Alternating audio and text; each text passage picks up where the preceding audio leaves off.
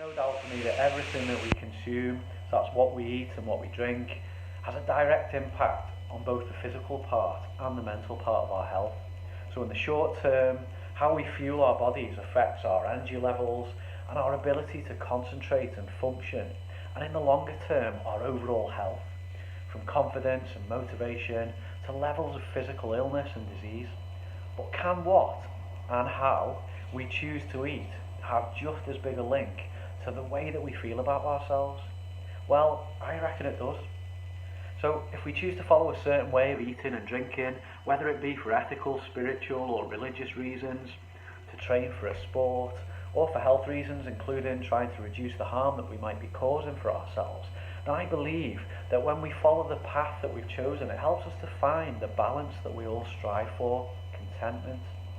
Now, I'm generally cautious about sharing my views on how I choose to eat and drink and live, because it's about more than just food and drink. Now, I'd always want to be mindful when sharing my preferences, not to do so in a way which could be perceived as trying to convince other people, because I believe that every one of us is unique with our own individual perception of the world around us. And I believe it's always important to respect and to live and let live. However, I'm probably extra cautious about talking about my vegan lifestyle because of the stigma that people attach to it often.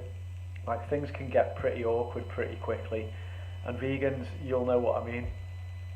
But recently, I made the conscious choice to try to be a little more open when it comes to sharing this part of me. After all, I readily share many other mental and physical health tips, so why not include my plant-based lifestyle as well?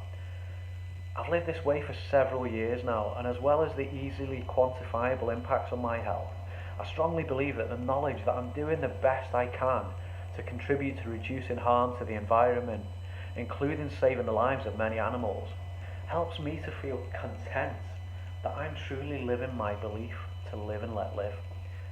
And I must say that attending the vegan camp out recently really encouraged me to think more about this.